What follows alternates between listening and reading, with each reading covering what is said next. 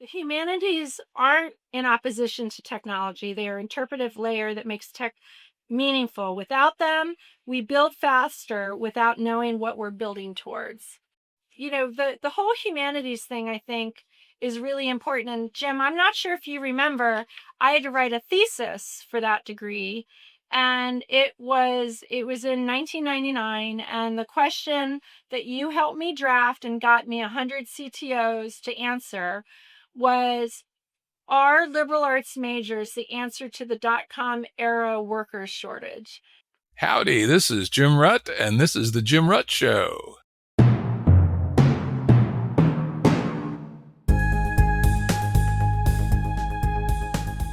When you're done listening today, please give us a 5-star rating on your podcast app. If you have an extra minute or two, a review helps us continue to attract our world-class guests. Enough shameless pandering. On with the show. Today's guest is Lisa Buckingham. She is the Chief People and Culture Officer at Vialto Partners. Vialto helps companies and people move, work, pay, and stay compliant across countries, both using advisory teams and managed services. They are essentially a service organization to companies that have a lot of expat employees. Prior to joining Vialto, Buckingham served as Chief HR Officer at Lincoln Financial, U.S. Soccer, and Thomson Reuters.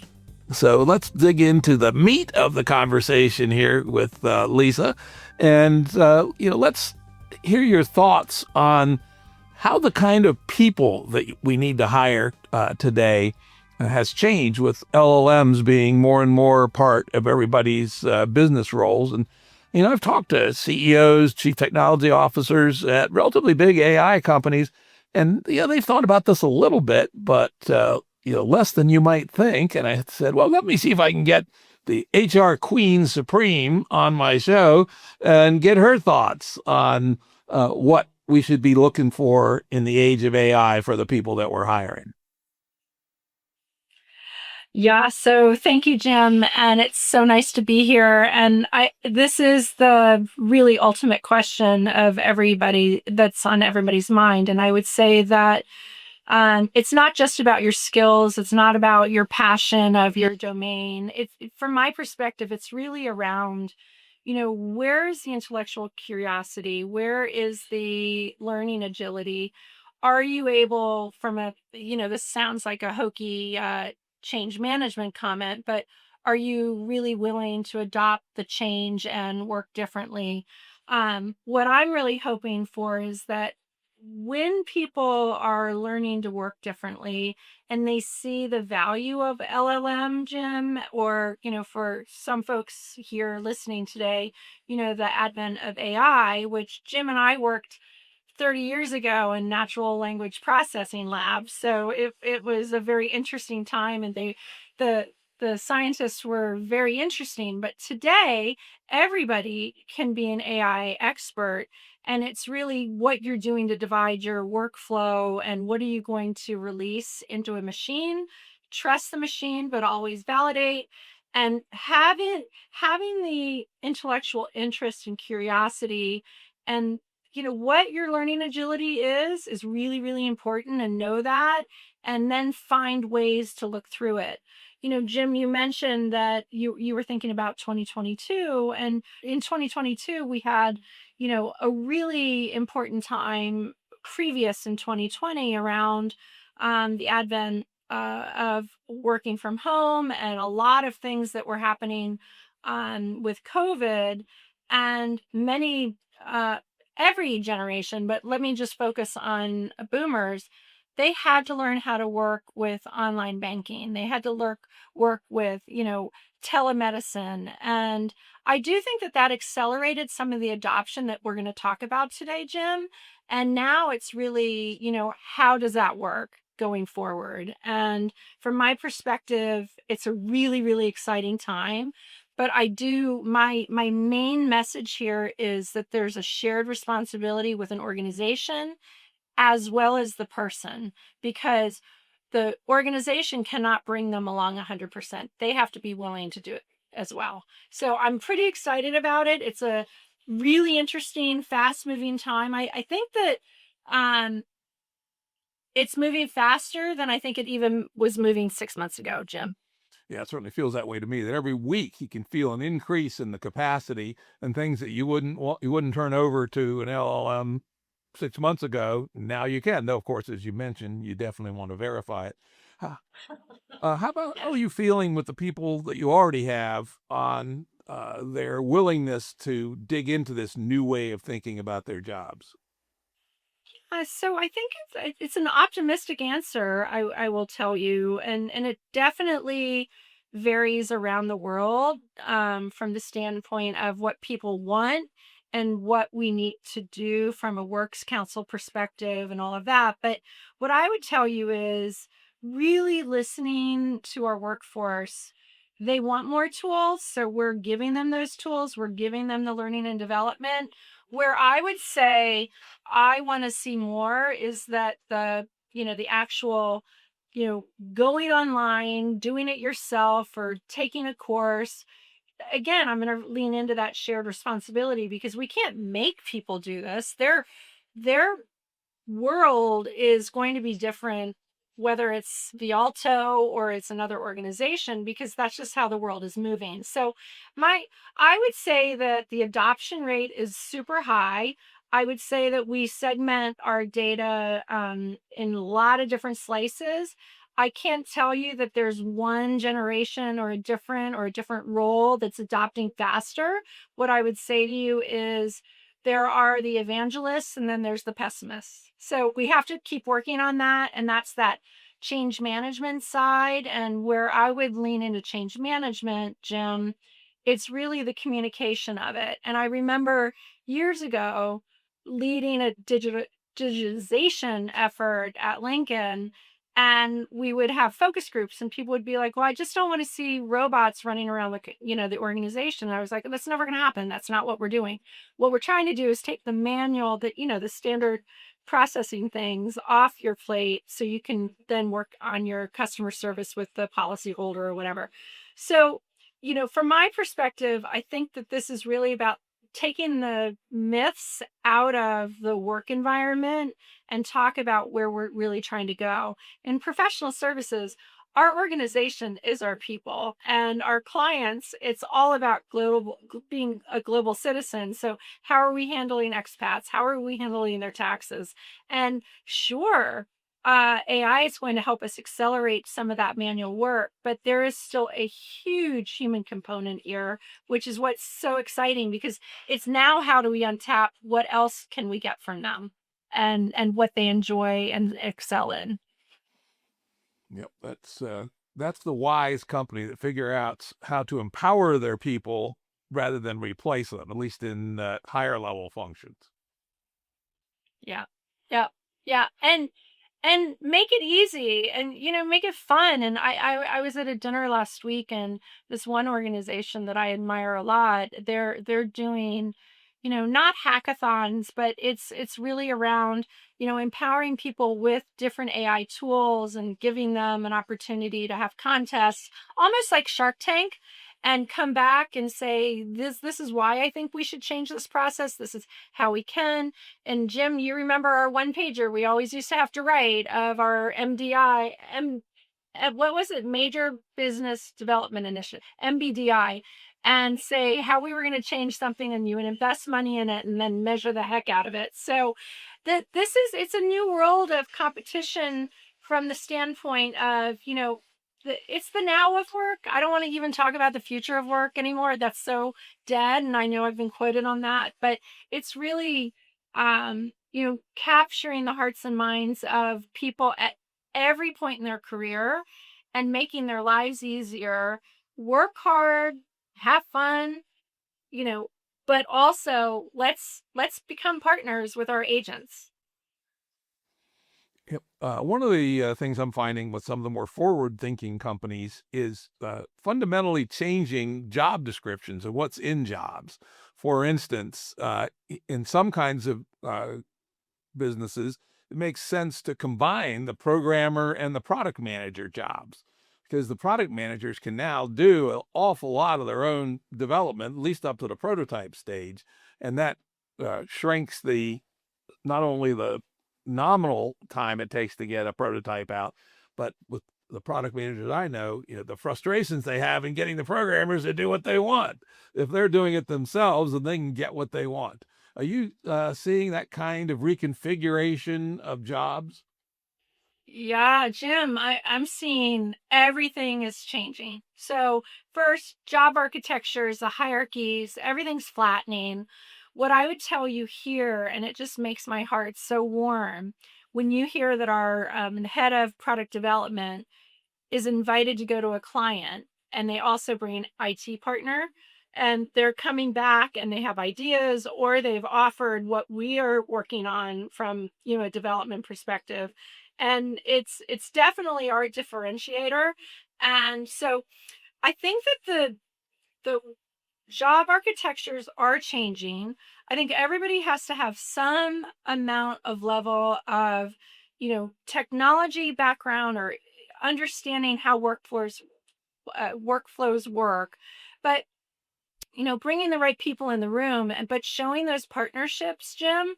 I don't know if it reflects in an org chart, but it does in the workflows in the organization, and break those barriers down and those silos. And we're a follow the sun organization because we're in 55 countries and we have a lot of people in a lot of different places. But it warms my heart to see that there are people that are really working differently and understanding. And we've talked about this for 30 years, Jim. The customer signs your paycheck. So they're looking to see, where's Vialto going? They're looking to see, what are we doing differently than our competitors? And that's our edge. So that partnership is really, really important. I will predict that job descriptions are going to become way more fluid in the future. We're working with a really cool company that's helping us with our job architecture and doing a skills based, just a, an inventory of what people have today and where we could like develop them. And it will all be optional for people to opt in on this. But, you know, from my perspective, Jim, we're, it, it's time for transformation of ourselves, not just in the organization, if that makes any sense at all. No, I understand exactly what you're talking about, particularly in this huge change that's occurring. I mean, people say, well, is AI as important as the internet, or is it as important as personal computing? And when I look at it, where it could go, it could be more important than either of those. It could be as important as electricity, which fundamentally changed our world. And if that's going to be the case, it hasn't gotten there yet, but if it does, the amount of personal change people are going to have to make to keep up is tremendous. And I would argue with you a little bit on that from the standpoint of, I do think it's as pivotal as electricity. I think that there's like obviously, the questions around, data farms and all the electricity that's being used, but the advent of how are we bolstering technology and what's next? And, I genuinely don't know. Like, who am I to be able to say that? But, at and that's the most honest, most curious, most human answer I can probably give. But the world is changing faster than our frameworks. But that doesn't mean that we can't all pace ourselves at the same time. But our job, my job, really, as HR leaders, as educators, as humans, is to really stay curious enough, from my perspective, to keep asking the right questions, even when we don't see the answers yet. And what I would say from my seat, Jim, I don't know all the answers. I argue that nobody really does, because we don't know how this machine learning is really growing and what's manifesting. But what I can say is, if we're not thinking about it, looking around corners, and as you always would coach us, take some time, turn off your computer, unplug your phone, go think about it, and come back and give me some ideas of what else you think could happen. We're never going to get there, right? So the thinkers and the doers and all of that is so important, because what I really hope that my legacy is that I'm helping people, you know, they're managing their career, we're not managing it.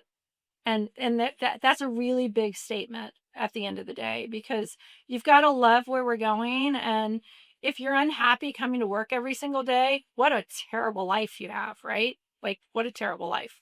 So that, I think the intellectual curiosity is really important.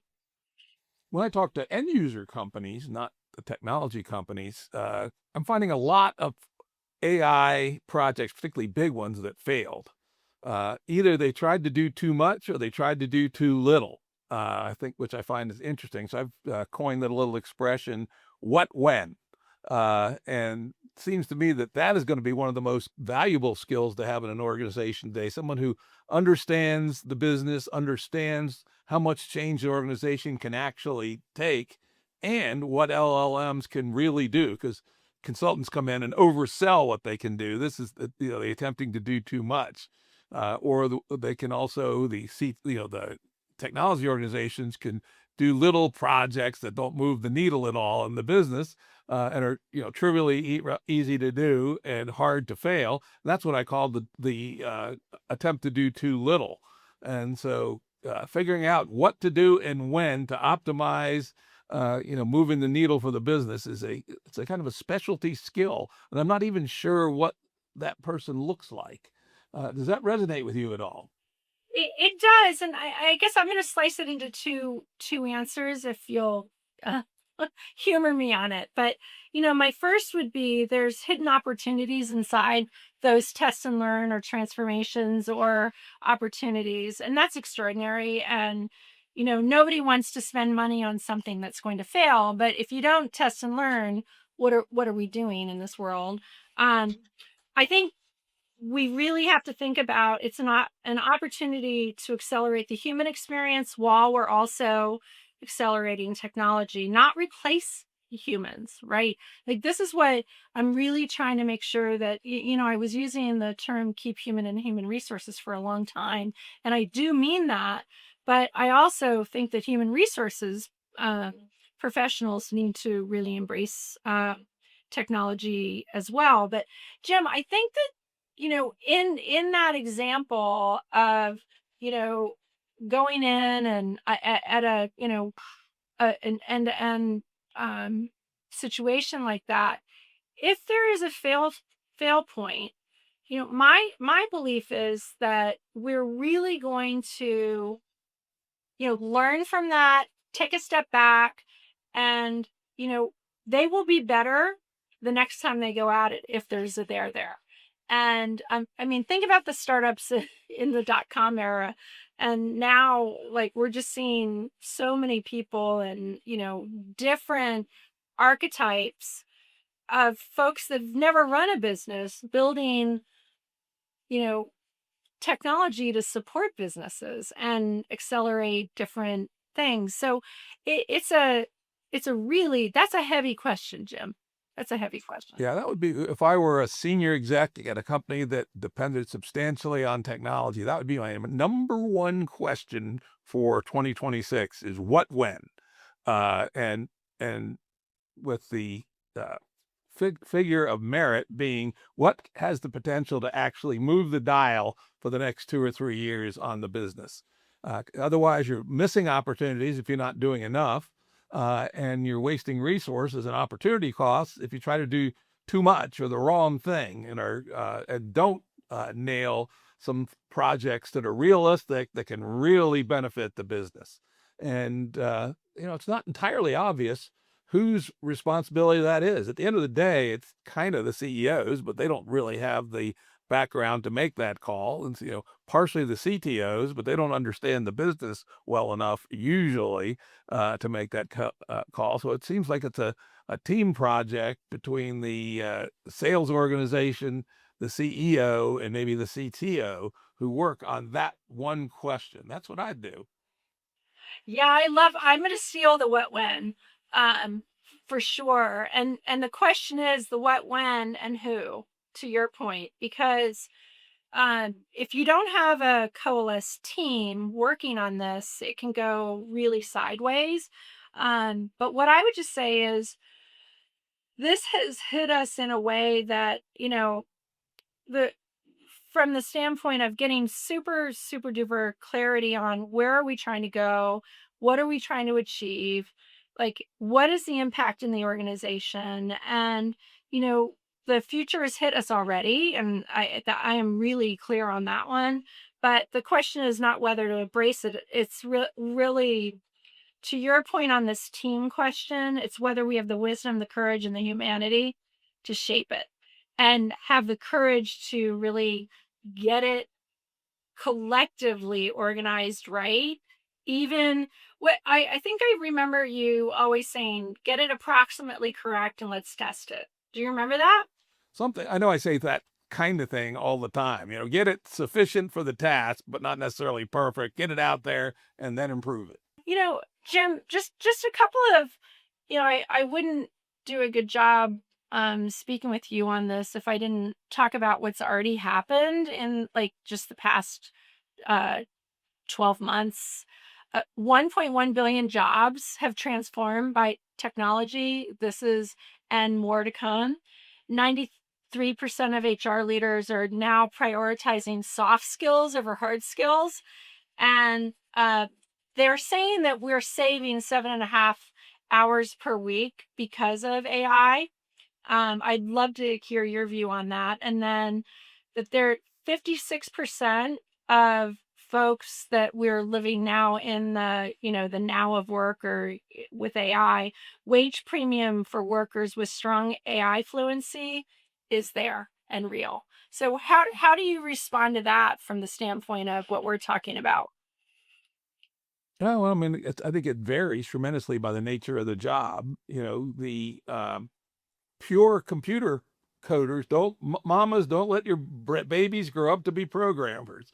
They it is indeed true that for people to know what they're doing, and particularly for early stage projects, you can get 7 to 10x improvement in productivity. And so it may well mean that the demand for programmers will go down very substantially while the productivity goes up. Though I did write an essay on Substack that argued the opposite, that just as electricity got cheaper, the world consumed more and more dollars in electricity. It all depends on how much software the world actually needs. If it needs a lot, then we may oddly end up with more programmers who are far more productive than we ever were. Other jobs like sales jobs are going to be probably not particularly AIable anytime soon, but the ability for those people to work with the product teams and communicate what they're hearing from the field on what the customer needs, that skill is always going to be there, but perhaps more important now when everything's moving a lot faster. Yeah. Yeah. I agree. And it's how you bring people along, right? And train them and um what are people best suited for? And people that are not willing to change are not going to make it long term from the standpoint of maybe they'll go start their own gigs and then they're going to be mad that people aren't changing, right? So it's transforming that. Yeah. Yeah, and bring that up. It's going to say one of the main roles of HR is to not let resistance to change in the organization stop necessary change. Yeah, I mean, Jim, like at the end of the day, I think like AI will transform everything that can be automated, and smart people will figure that out and get there. It will make permanent everything that cannot like really be permanent. The guide and the from my perspective, you know, I read a book called Co-Intelligence, Living and Working with AI, by Ethan Mollick, and he asked a really good question. What are the 12 things in your life that think about it for a week? What can be automated, and why aren't you automating those things? Because it will give you time back in your life. I think we have to think about that every single day, not once a week, right? Like, I mean, at the end of the day. So I, you know, my question is, Are we training people to be agile? How do we handle folks that aren't able to have a high level of learning agility?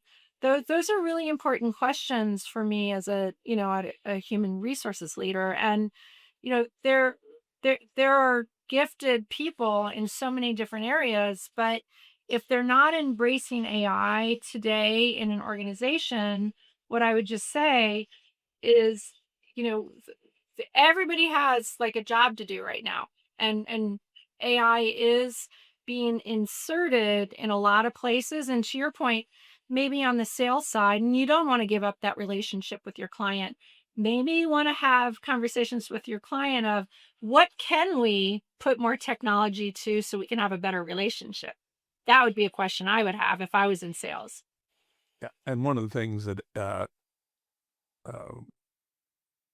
AI, particularly the newest AIs, can do for the customer is that you can much more easily than in the past, produce visual output. Essentially, dashboards are at least a tenth the price, maybe a hundredth the price that they were before LLMs. And many customers may not even know it. I mean, so if the company has the capacity to provide those kinds of services quickly and easily, then the salespeople need to understand what they are and how to communicate them. 100%. And that's going to require at least a little bit of familiarity with the technology. Yes. Yes. And but isn't that our jobs, like to know the technology and to know like and sit down with our clients and our like my CEO, what do you want me to measure? Because they're like I've seen so many data analytics reports, Jim, that we can hit a button and measure. But nobody wants to see that. They want to see X, Y, or Z, right? Like there are certain things. And now in the advent of AI, you can, co-partner with Claude or Copilot 365. I can throw a report in, and I am like measuring stuff so differently today on the people side than I did 6 weeks ago. Like my life has changed. Like it's given me the opportunity. And by the by, that all actually helps me with my employees to go back and employee engagement surveys, and it used to be like a 6-week process and all of that. No, not anymore. Like I can come out with action plans in a minute, 2 minutes, and then we have to test it and really pressure test it. But Jim, like we're saving weeks on this so then I can go focus on people. Now, the statistical data analysis, are you doing it yourself or do you have someone who does it for you? No, Jim, I'm not doing it myself. You know that answer. We have you taught me a lot, but you didn't get me a mathematical mind. But I am, I can run myself through a good P&L. But no, we use our people analytics software through Workday, and there's like PAT programs that come out. And now you just take that and you can put it through Claude and say, and I think that the advent of AI, and you have to learn, and of course with your guidance, I took that AI class at MIT, but learning how to prompt is one of the game changing things that you can do. And then I put it in there. So my analytics come out very differently today than it did 6 weeks ago because I have the baseline data. But if I'm just curious about something, I can get, and it's all in our firewall, so it's fine. But I can get great trends. It's awesome. Again, do you do that piece yourself or do you have to call the data analytics guys?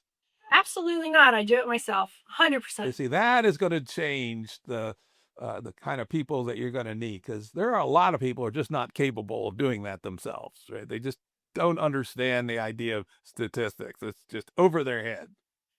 So, Jim, I don't know if you remember this, but you made me go back to college and finish my degree. And I did that. I did it at Georgetown and I did pretty well. And you gave me a beautiful gift of a Mossberg shotgun. And I still have it. Um, but what I would tell you is even a liberal arts major like me, like we can dive deep into this from like Aristotle or philosophical conversation, but if you can understand being analytical and really dissecting questions in your mind, even about a sentence, I think that you will be, way better set, learning how to write your prompts, all of that. And I don't think humanities have ever been opposed to technology. I know there's a few clips I've seen on social media recently about it, but I think that we liberal arts majors learn to be more interpretive. Now the question is, who has the curiosity, the adaptability, and the human wisdom to work alongside AI? Trust your agents for sure, but without losing yourself in that. Like so for me, like I can get really really good statistical data now. I do have people that will test it and make sure that I'm not like building like a promise on what I wanted to hear come out of my agent. But it really, Jim, I think this is game changing. It's leveling the field. I think STEM is incredibly important. Everybody should take an AI course, whether it's online, go to class, do whatever, but it is the wave of the future. 100%. Yeah, you mentioned liberal arts field. I've been saying this since November 2022 that if companies are smart, they will be picking out the best liberal arts students as entry level positions because people, especially like philosophers, historians, people who use words very precisely, English majors, uh, are naturals to be prompt engineers or to structure the inputs into AIs in the form of prompts. In fact, for one project I did, pretty big project, I hired a guy with an MFA in short story writing as our prompt engineer, and he was brilliant because he understood how to have a conversation with somebody and then to convert it into extremely precise language. And I think that companies that aren't looking at top liberal arts graduates for some of their entry level AI positions are making a mistake. I am so happy to hear that. And I did pull a few quotes from some of your different podcasts. And Jordan Hall said, he's the co-founder of Neurohacker Collective. The humanities aren't in opposition to technology. They are an interpretive layer that makes tech meaningful. Without them, we build faster without knowing what we're building towards. Like that's one. The other one that I really really did like was this is I hope I'm saying their name right. Josha Bach, cognitive scientist, AI researcher. You did their segment in 26.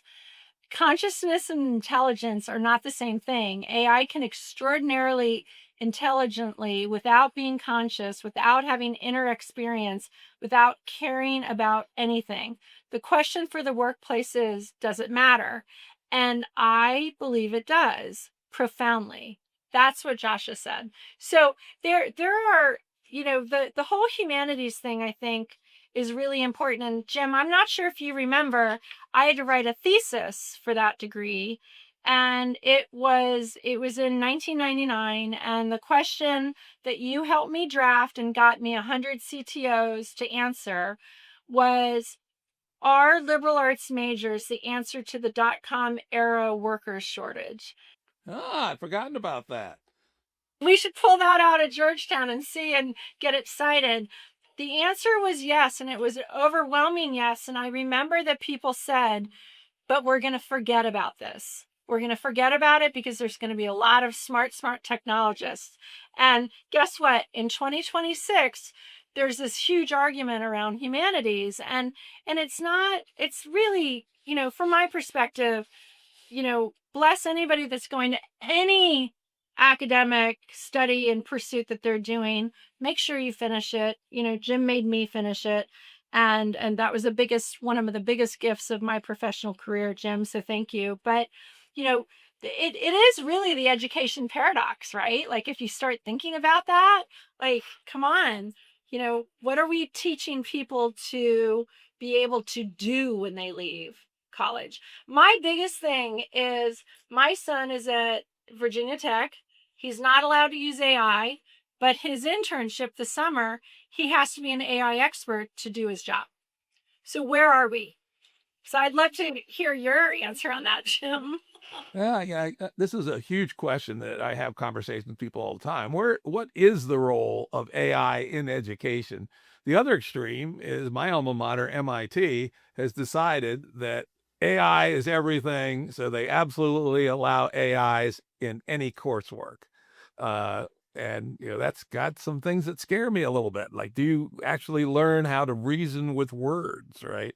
If you write your essay on the Iliad using AI rather than writing it yourself? Have you lost something in your cognitive working set? They have come to the conclusion that no, or at least that the gain in productivity and quality is such that it's worth making. And I will say, most MIT undergrads hate humanities and do as little as possible to get through their humanities courses, and probably writing their essays with Chat GPT or Claude, they'd probably be a hell of a lot better. The question is their brain a hell of a lot better? I don't rightly know. And K to 12 education, it's really become a problem. And a woman I know who's an English teacher at a middle school in economically lower area, she's basically had to do all the writing in class.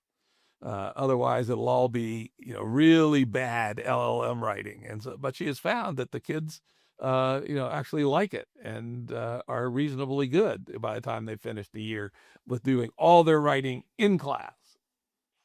Yeah. So, Jim, I have like the angel on one shoulder, the devil on the other when I think about this from the standpoint of with AI, and if we did allow people to use it, at the, let's just say primary education level, are we not teaching them how to learn and how to think? And are they just relying on their agent? And is that going to be their partner for the rest of their life?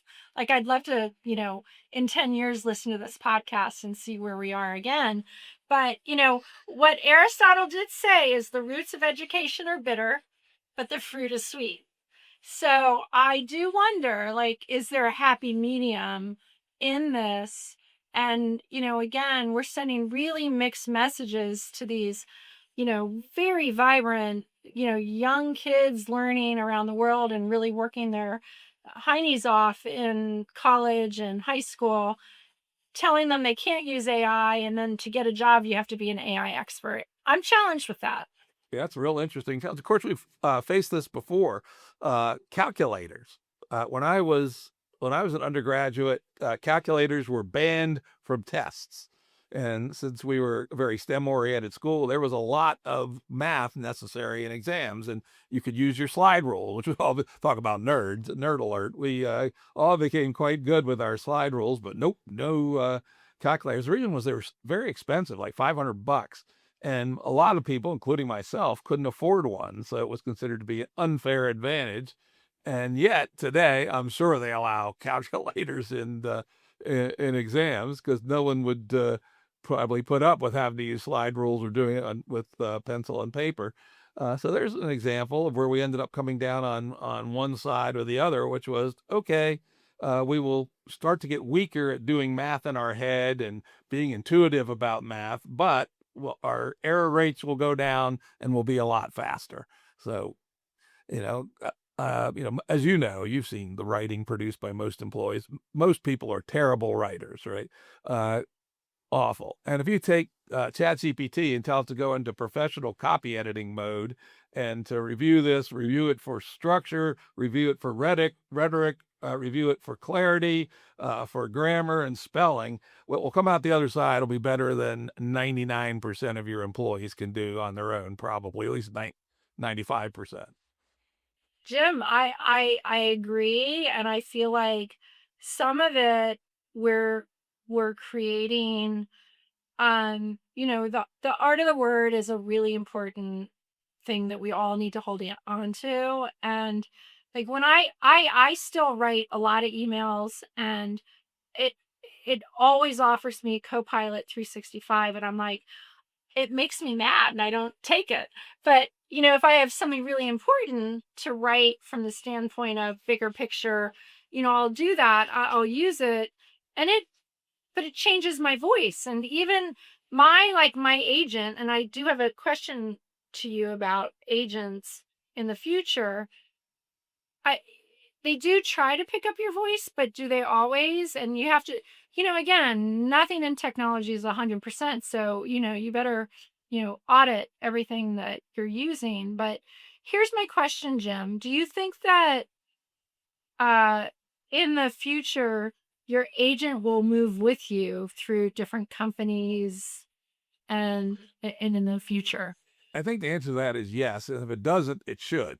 That would be a very weird thing for your agent to be firewalled inside each employer. But it could happen, and I would say that's a thing that we as citizens should demand, is that as our agents get smarter and more idiosyncratic to ourselves, that they be portable. Yeah. Yeah. Yeah. I wonder, is there a copyright to it then? So it's just a question. Big question. Yeah, that's that part. And also, what about intellectual property protection? Is this a leak for intellectual property? Now, if it's just your voice, that might be one thing. But if it's the big library of content that you use all the time, that might not be for reasons of intellectual property. I will tell you how to get a better voice with LLMs, and that is to depending on how much you've used them already, you can actually have it jumpstart this by saying, "Please write a style guide that gets my voice as that you've been watching me do over the last couple of years," and then edit that document, and then attach that document to an LLM prompt and say, write, this blah blah blah blah business letter, and do it in the style. In the attached style guide, and name the file style guide. In fact, I have several of them. I have one of my favorites is Jim Big and Bouncy, which has things in it like make sure you cuss a lot, right? And be sarcastic and vary the lengths of sentences a lot, right? And so it basically produces my most outrageous style, suitable for like engaging in flame wars on Twitter or something. And then I have at the other extreme, I have one that which I custom designed, that implements the Strunk and White style, which is one of the truly great styles for serious nonfiction writing. And I have several other ones for different purposes. And that little trick will make you think differently about using LLMs for things like business correspondence, because you can tune that little style document till it sounds like you pretty damn good. Just play with it a little bit. And then I learned a lot I've learned a lot this whole conversation, but tonight I'm going to play with that. And I like the style guide because I know in Claude, it does, try to capture your voice and all of that. I've become like, I started with Chat GPT. I used Perplexity, all these different, test and learn, but I will do that, Jim, because sometimes I'm like, gosh, that doesn't sound like it's from me. And I'm so about authenticity. So that's really, really important. to say So about thank you. authenticity, once you can fake that, you can fake anything, right? I know, but then you're going to get called out. You're going to be asked to go stand on stage and talk. And if you can't talk the talk, I mean, come on, we're all tested, right? And as I say, the way to get started with this style guide thing is, particularly with Claude, as you say, he's already learned something. Tell it to write a style guide for your voice, and then go through and edit that carefully. And then you can have something with the minimum amount of work that's pretty good. And you can gradually add to it. Then the other thing is, as these things see more of your work and get smarter, periodically you can say, please review the style guide, compare it to what you think you know about my style, and suggest any improvements. Do that every 2 or 3 months. And All right, I'm doing it. I'm doing it tonight. I love these it. are really good things. All right, let's go to one last thing here before we wrap up, which is we've talked mostly. Oh, that's two things. Sorry about that, Doctor. Uh, in talking to my AI executives, one of the things that, especially ones that are end user types and are trying to do things in the context of an existing bureaucracy, uh, they say that probably the biggest loss that especially larger companies are having with the introduction of AI is that the costs of slow moving, frictional bureaucracy is very largely increased by small, agile, fast moving development teams. It used to be a team that would take a year with 5 people, and now it's a team that would get the work done in a month with 2 people. the amount of drag caused by bureaucracy is way higher, and that the urgency of minimizing frictional drag from the bureaucracy has gone up tremendously as development costs have gotten lower and development times have gotten faster. Uh, and I know that's something as an HR person you've always been concerned about, is make sure the bureaucracy doesn't get in the way. But the stakes are now higher, would be what my people I talk to say. Does that resonate with you? Yeah, it totally resonates. And what I would say is working in a PE company, you can't have bureaucracy. You have to have pace, speed, and execution, right? Like my answer might have been different if I was in a Fortune 500 company, but what I would tell you, Jim, is from that standpoint, you always had a rule when a company got more than 50 people, there would be like a lot of drama, culture problems, and bureaucracy.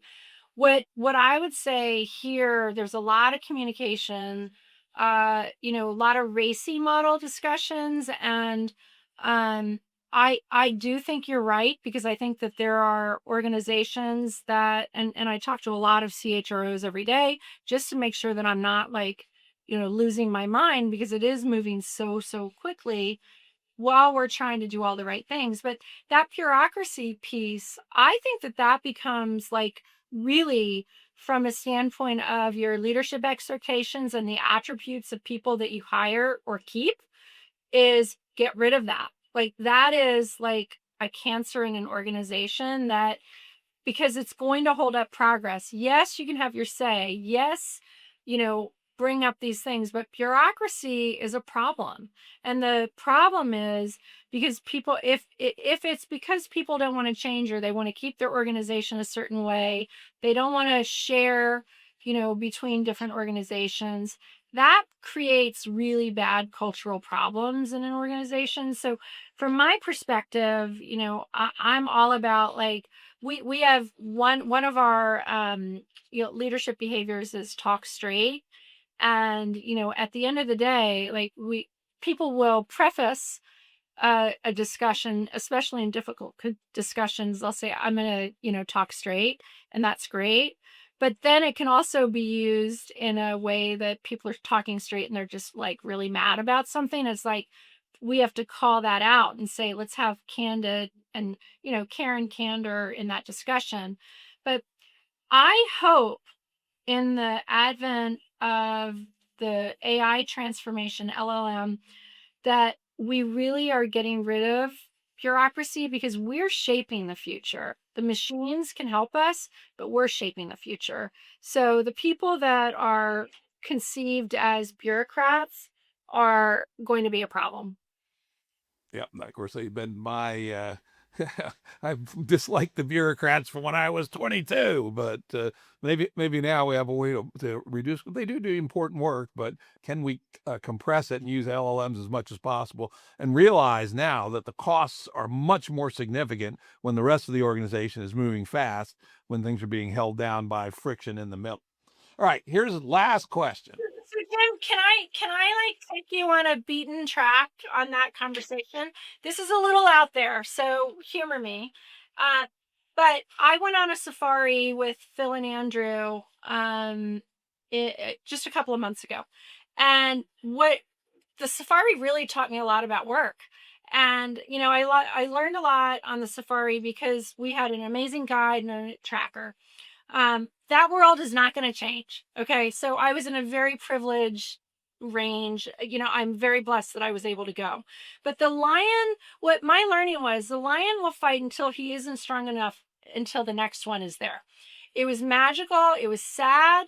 It was unbelievable, but it really brought me back to the basics. And what the really the key point I want to tell you about my learning in a safari, you didn't have your phones, you didn't have anything, but it was really sitting in the bush watching ancient dynamics play out that stripped away all the noise for me on this AI transformation.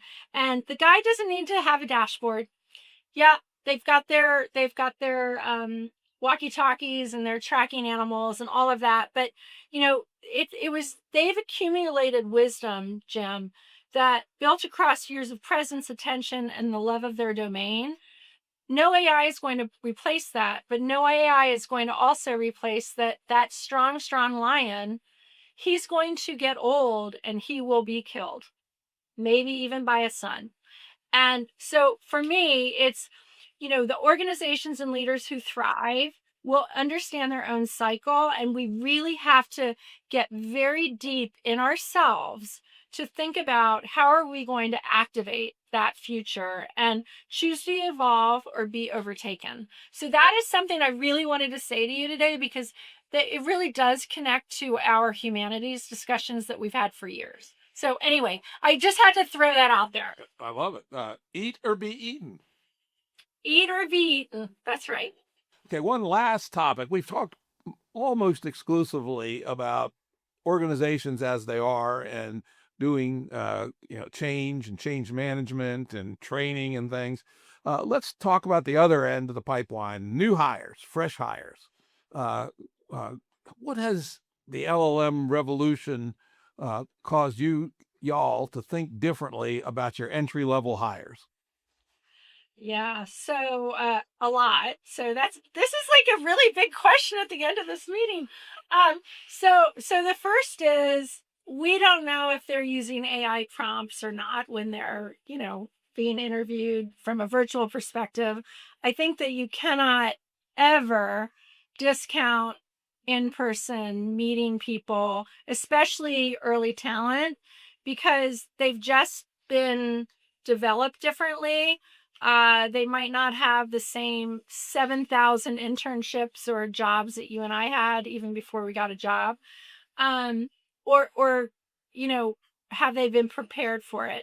I do think that, really making sure that grades are important, clubs are important, whatever your passions are incredibly important. But I am never going to lose, Jim, and I don't want my talent acquisition team to ever lose this either. And I really do believe that we have, folks that are really looking out for, in a professional services organization, do you have the gut for what we're asking you to do? Do you have the learning agility? Talk to me about how you've learned something different.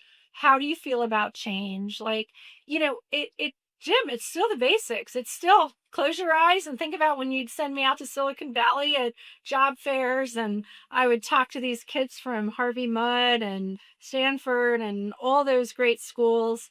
Um, I just think they're prepared differently. They have great talk tracks, but do they have it in them? So you've got to test that out. Now, I always said to you, I didn't believe in psychometric testing. I do today for more senior level, for team assessments, and really my only reason, like I don't believe in, I won't use, well, I will. I'll just say the Wonderlic, I know what they test too, but I would prefer to use um assessments that really help me understand what I need to develop you in. If we believe in you that we're going to hire you, I want you to be successful. So I want to know your flat spots, your weak spots, your strengths. And then I'm going to overlay that on your team. And then we're going to see how it's going to work and where there's potential conflict. So, Jim, for me, I think all these, the early talent, they're learning differently. It is like the Hunger Games of getting internships. But it's really about who's going to take a shot on you. You took a shot on me 30 years ago. There was no reason why you hired me, but you did. I could tell you were a quality person. That again, I did an awful lot of eclectic hiring, and I could just I'd had long interviews with people, 90 minutes at least, right? And and I asked all kinds of weird ass questions. And at the end of that, I would make a call. Is this the kind of person I want on our team, or is it not? And I didn't pay nearly. I didn't. In fact, I couldn't even tell you the grade point average of anybody I hired. I didn't give a damn at all. Right. I looked at the courses they'd taken, the jobs that they'd had, if they hadn't been, especially if they're a new hire, other activities that they'd done, etc. But yeah, no, it's there's some imponderable, which formal process. Just you'll never catch the top of the top performers that way. And remember how we always talked about we'd do anything to get the A pluses. Yep. Yep. And we would fly to them. We would, drive to them. We would do whatever it took. And, but the A pluses also had to, really work in our culture and not you know, put, sharp elbows didn't work for you. And, from my perspective, it was really, you know, be part of the team, be a good human, be a good colleague, have fun, work hard. And you rewarded for that. You really did. Yep. And those skills are still going to be hugely important, probably more important than anything else, particularly for young hires. But is there a specific thing you'd be looking for today with respect to people's AI skills?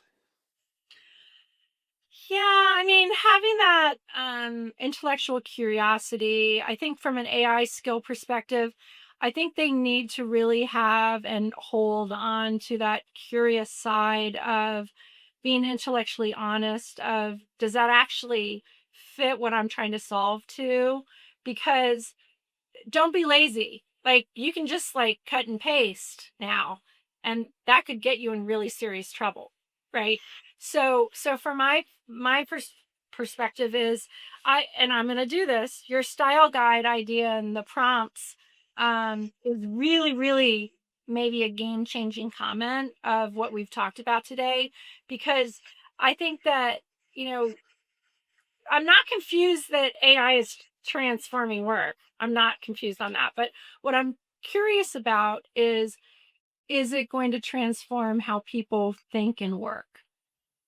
If that makes any sense. And, you can save 7.5 hours. That's what the statistics say a week with just using a few agents. That's okay. But do you own your work? So that's a really big piece of it for me. And do you believe in what you're saying and putting in writing? Absolutely. All righty. I want to thank Lisa Buckingham for an exceedingly interesting conversation at the intersection of AI and the human factor in work. Yes. Thank you so much, Jim. I am really lucky that I got to have this conversation with you. Yeah, I love this. The Jim Rutt Show is produced by Andrew Blevins. Audio and video edited by Stephen Lowe. Music by Tom Muller at modernspacemusic.com.